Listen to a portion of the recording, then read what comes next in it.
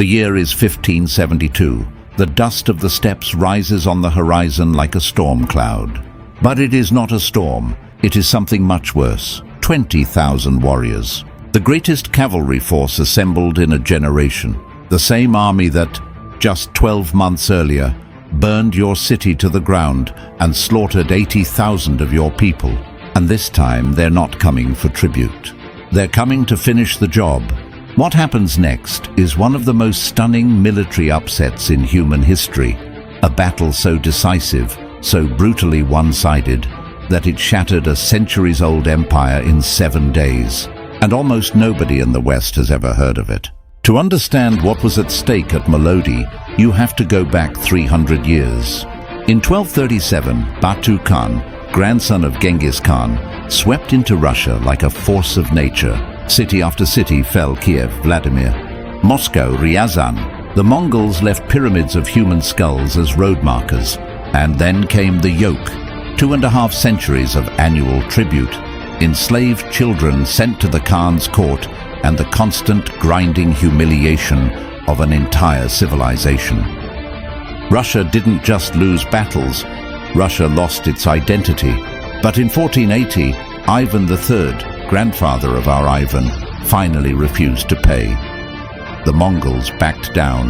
The Golden Horde fractured into 3 successor states: the Kazan Khanate, the Astrakhan Khanate, and the Crimean Khanate.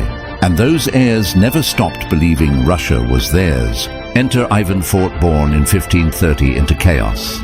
Father dead by age 3, mother likely poisoned when he was 8. Raised surrounded by scheming nobles who humiliated him, ignored him, and treated him as a political pawn.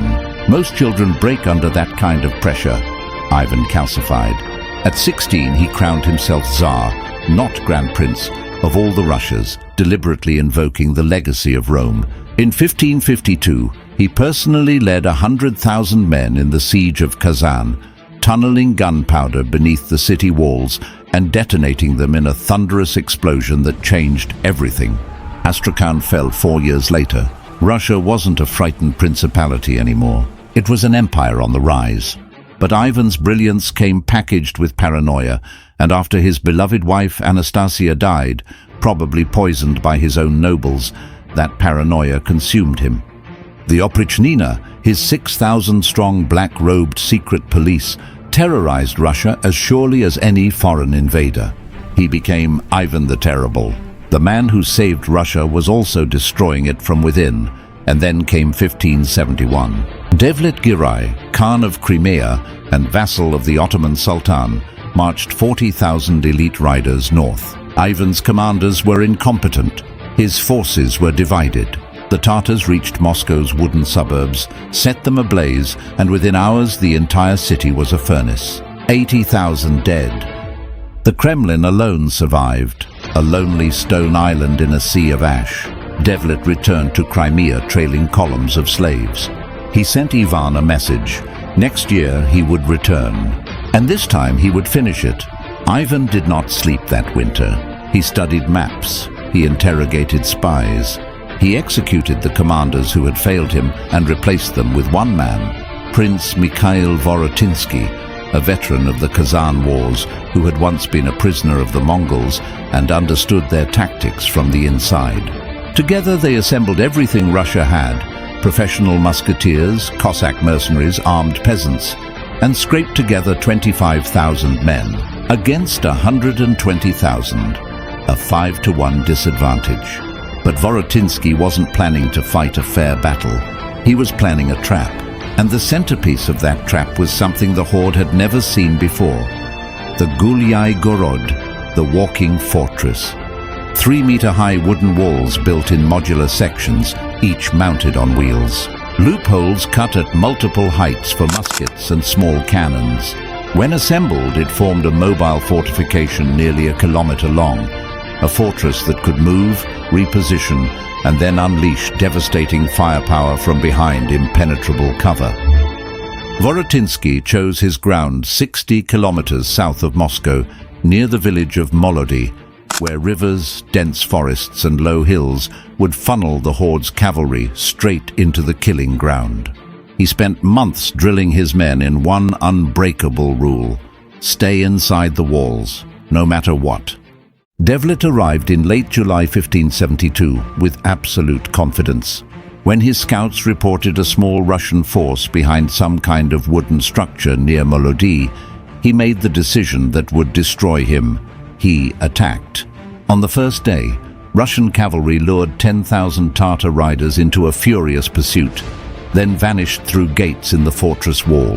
The pursuing Tartars pulled up short, suddenly facing a kilometer of wooden ramparts bristling with gun barrels. The volley that followed left 200 dead in the dirt.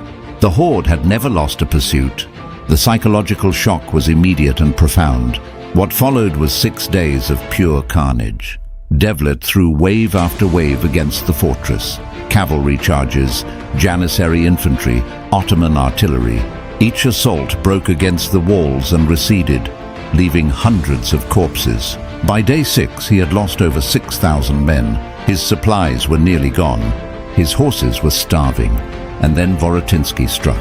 At dawn, in thick fog, 5,000 Russian soldiers slipped silently out of the fortress and attacked the Tartar camp. They scattered the horses. They burned the supply wagons. They killed 10,000 men in their sleep. When the fog lifted, Devlet stared at a catastrophe. That afternoon, Russian reinforcements appeared to the north. Devlet divided his army to meet them, exactly what Vorotinsky had planned. The division left both Tartar forces exposed. Vorotinsky burst out of the fortress with his full strength and crushed the besieging force, then marched north to close the pincer. Caught between two Russian armies, exhausted, horseless and starving, the horde broke. The retreat became a rout. The rout became annihilation. The Pakra River ran red. Forests became killing grounds. Devlet Girai, the man who had burned Moscow to the ground, fled south with barely 10,000 survivors from an army of 120,000. The Battle of Molody was over. The Mongol shadow over Russia was over.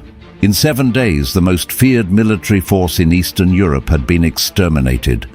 Not by luck, not by numbers, but by one commander's refusal to fight on the enemy's terms. Vorotinsky turned Russian weakness into Russian strength. He took a nation that had been humiliated for 2.5 centuries and handed it its destiny back. Russia would go on to conquer Siberia, build the largest territorial empire in history, and reshape the course of the entire world. And it all began in the muddy fields near a village no one remembers, with wooden walls that have long since rotted to dust, and 25,000 men who refused to run.